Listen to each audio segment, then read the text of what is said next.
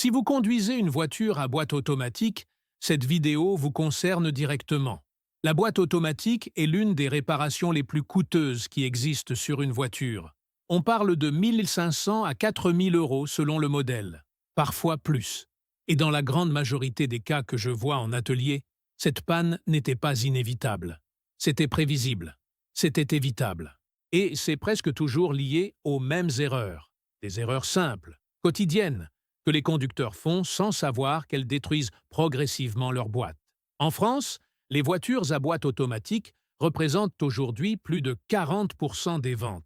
Des Peugeot 208 avec la boîte EAT8, des Renault Clio et Mégane avec la boîte EDC, des Citroën C3 et C5, des SUV comme le 2008, le Captur, le T-Roc, des voitures que des milliers de conducteurs utilisent tous les jours, souvent sans jamais penser à entretenir leur boîte de vitesse. Et c'est exactement le problème. Je vais vous expliquer comment fonctionne votre boîte automatique, pourquoi elle est beaucoup plus fragile qu'on ne le pense, quelles sont les erreurs qui l'usent prématurément, et comment l'entretenir correctement pour qu'elle dure le double de ce qu'elle durerait autrement. Si vous appréciez ce type de contenu pratique et honnête, laissez un like et abonnez-vous maintenant. On publie chaque semaine des conseils qui vous font économiser de l'argent et qui gardent votre voiture en meilleur état plus longtemps. 95% des personnes qui regardent ne sont pas encore abonnées. Changez ça maintenant. Comment fonctionne une boîte automatique? En simple. Avant de parler des erreurs, il faut comprendre ce qu'est une boîte automatique et pourquoi elle est sensible. Une boîte automatique, c'est un système mécanique et hydraulique très complexe. À l'intérieur, il y a des engrenages, des embrayages, des pistons hydrauliques, des capteurs électroniques et un fluide spécial, le liquide de boîte automatique, qu'on appelle ATF en jargon technique. Ce fluide fait plusieurs choses en même temps. Il lubrifie les pièces mécaniques. Il transmet la pression hydraulique, qui permet à la boîte de changer de rapport. Il refroidit les composants qui chauffent pendant le fonctionnement. Et il nettoie les résidus d'usure. C'est un fluide qui travaille énormément. Et comme l'huile moteur, il se dégrade avec le temps et le kilométrage. La grande différence avec l'huile moteur, et c'est là que beaucoup de conducteurs se trompent, c'est que beaucoup de constructeurs écrivent dans leur manuel que le liquide de boîte automatique est à vie, qu'il n'a pas besoin d'être changé. C'est l'une des informations les plus trompeuses de l'industrie automobile, et elle coûte des milliers d'euros à des millions de conducteurs.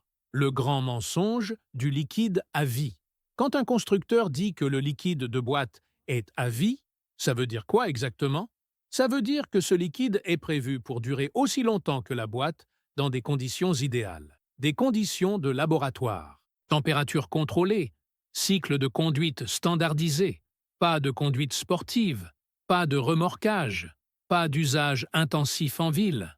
Dans la vraie vie française, circulation urbaine dense à Paris, Lyon, Marseille, embouteillage quotidien, chaleur estivale dans le sud, remorquage d'une caravane en vacances, ce liquide se dégrade.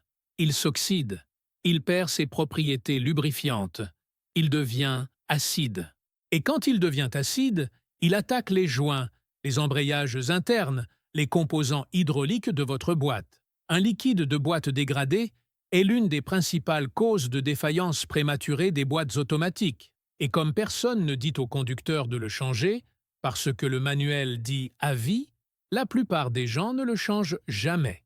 Résultat, des boîtes qui tombent en panne à 120 000, 130 000, 140 000 km. Des conducteurs qui se retrouvent avec une facture de 2 000 à 3 500 euros.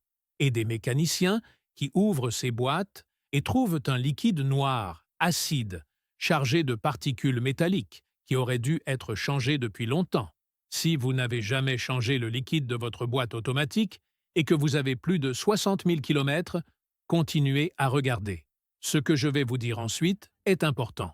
Les 5 erreurs qui détruisent votre boîte automatique. Maintenant, les erreurs concrètes, celles que je vois régulièrement et dont les conséquences apparaissent des années plus tard sur des boîtes ouvertes en atelier. Erreur numéro 1, ne jamais changer le liquide de boîte. C'est l'erreur la plus fréquente et la plus coûteuse. On vient d'en parler.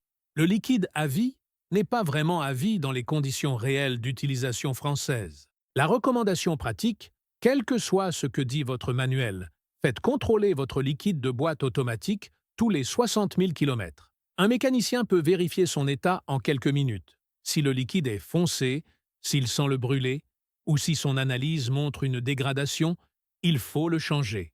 Un changement de liquide de boîte coûte entre 150 et 300 euros, selon le modèle et le professionnel. Comparé à 2000 ou 3000 euros pour une boîte à reconstruire ou remplacer, c'est l'investissement préventif le plus rentable que vous puissiez faire sur une voiture à boîte automatique. Erreur numéro 2. Passer de marche arrière à marche avant sans s'arrêter complètement. Celle-là, tout le monde l'a fait. Vous reculez pour sortir d'une place de parking. Avant que la voiture soit complètement arrêtée, vous passez en D pour repartir en avant.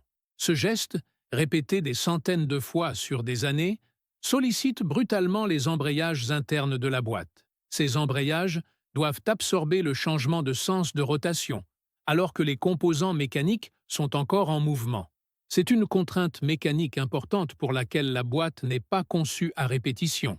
La correction est simple. Arrêtez-vous complètement avant de changer de sens. Complètement. Pas presque. Complètement. Attendez que la voiture soit immobile avant de passer de R à D ou de D à R. C'est une habitude qui prend 2 secondes et qui prolonge significativement la vie des embrayages internes de votre boîte. Erreur numéro 3. Laissez le pied sur le frein au lieu du point mort aux longs arrêts. Quand vous attendez à un feu rouge long, dans un embouteillage, dans une file, qu'est-ce que vous faites? La plupart des conducteurs laissent la boîte en D et maintiennent la voiture immobile avec le frein. En D, à l'arrêt, le convertisseur de couple, le composant qui transmet la puissance du moteur à la boîte, continue à travailler. Il y a une légère pression hydraulique interne qui maintient le couple disponible pour repartir. Ce n'est pas catastrophique sur de courtes durées, mais sur des arrêts prolongés, plusieurs minutes dans un embouteillage, cette pression constante chauffe le convertisseur de couple et le fluide hydraulique inutilement. La bonne habitude, pour les arrêts de plus de 30 secondes, passez au point mort N. Ça soulage le convertisseur de couple. Ça réduit la charge sur la boîte et ça réduit légèrement la consommation de carburant au ralenti.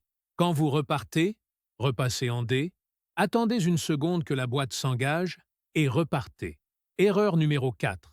Remorquer ou charger au-delà des capacités sans adapter la conduite. Beaucoup de conducteurs utilisent leur voiture à boîte automatique pour remorquer une caravane, une remorque, un bateau pendant les vacances. C'est tout à fait possible, mais ça demande une adaptation de la conduite.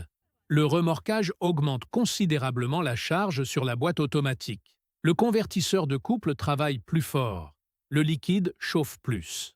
Et si la conduite n'est pas adaptée, vitesse réduite, évitez les longues montées à charge maximale, laissez la boîte refroidir lors des pauses. Cette chaleur excessive dégrade le liquide et les composants bien plus vite qu'en utilisation normale. Si vous remorquez régulièrement, vérifiez la capacité de remorquage officielle de votre véhicule dans le manuel. Ne la dépassez jamais.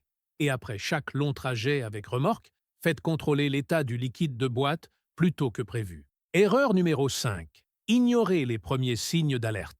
Une boîte automatique qui commence à avoir des problèmes vous envoie des signaux avant de tomber complètement en panne. Le problème, c'est que ces signaux sont souvent ignorés ou mal interprétés. Un changement de rapport qui devient légèrement moins fluide qu'avant. Un à-coup ou une hésitation légère lors des passages de vitesse. Un bruit sourd ou un glissement à l'accélération. Une légère odeur de brûlé venant dessous le véhicule après un trajet chaud. Ces signes ne veulent pas dire que la boîte est morte. Ils veulent dire qu'elle a besoin d'attention maintenant. Pas dans 10 000 kilomètres. Pas au prochain contrôle technique. Maintenant. Quand vous sentez que votre boîte se comporte différemment de d'habitude, allez chez un mécanicien. Un diagnostic précoce peut souvent régler le problème pour quelques centaines d'euros. Attendre que la boîte soit complètement défaillante peut multiplier la facture par 10. Si vous êtes arrivé jusqu'ici, c'est parce que vous prenez soin de votre voiture et de votre budget. Commentez boîte automatique pour que je sache qui suit ces conseils. Et si vous n'êtes pas encore abonné, appuyez sur le bouton maintenant et activez la cloche. On publie chaque semaine des vidéos comme celle-ci qui vous font économiser des centaines, voire des milliers d'euros. Les boîtes automatiques françaises les plus fragiles. Ce que vous devez savoir. Toutes les boîtes automatiques ne sont pas égales. Certains modèles vendus en France ont des points faibles connus que les conducteurs devraient connaître. La boîte EDC de Renault, utilisée sur la Clio, la Mégane et le Captur, est une boîte à double embrayage. Elle est très efficace en conditions normales, mais particulièrement sensible à la conduite en embouteillage et au démarrage répété en montée.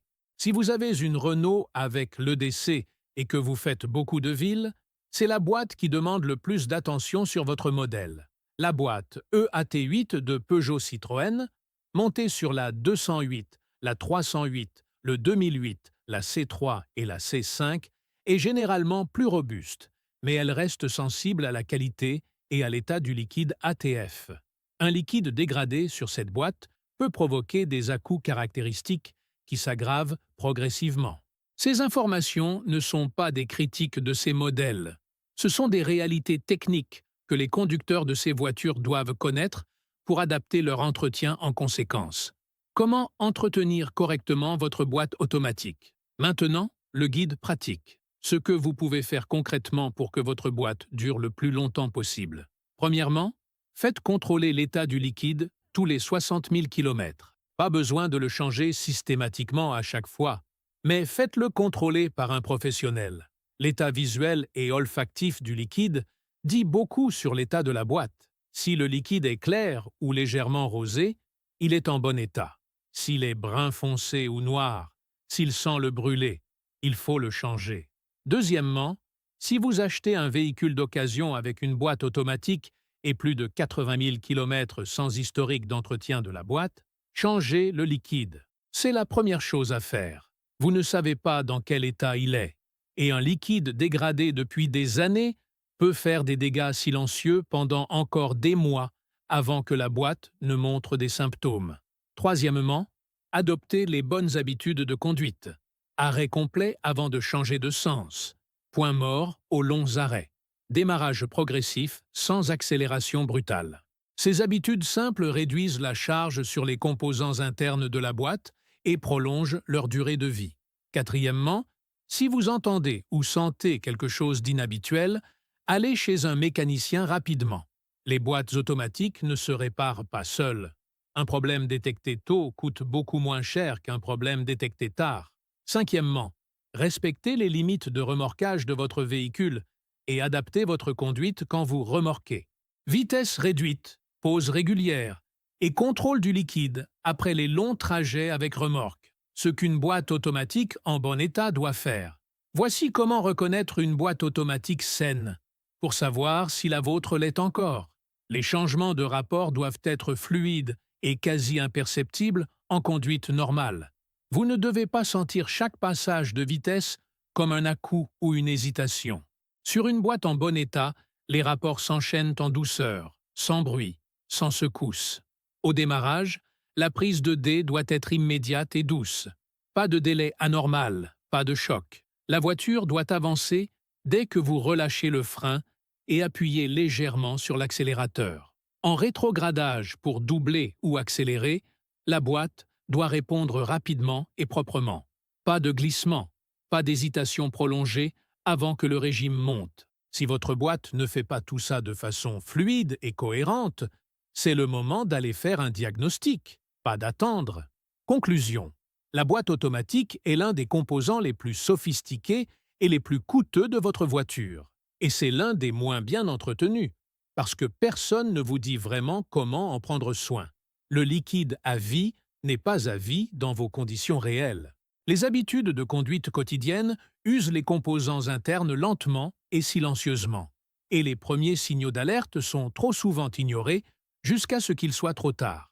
La bonne nouvelle, une boîte automatique bien entretenue peut durer 250 000, 300 000 km sans problème majeur. Ce n'est pas exceptionnel. C'est simplement le résultat d'un entretien correct et d'habitudes de conduite adaptées. Contrôle du liquide tous les 60 000 km. Arrêt complet avant de changer de sens. Point mort aux longs arrêts. Réaction rapide aux premiers signaux d'alerte. 4 règles simples. 0 € pour la plupart. Et une boîte qui dure au lieu d'une facture de 3000 € qui arrive sans prévenir. Merci d'avoir regardé jusqu'à la fin.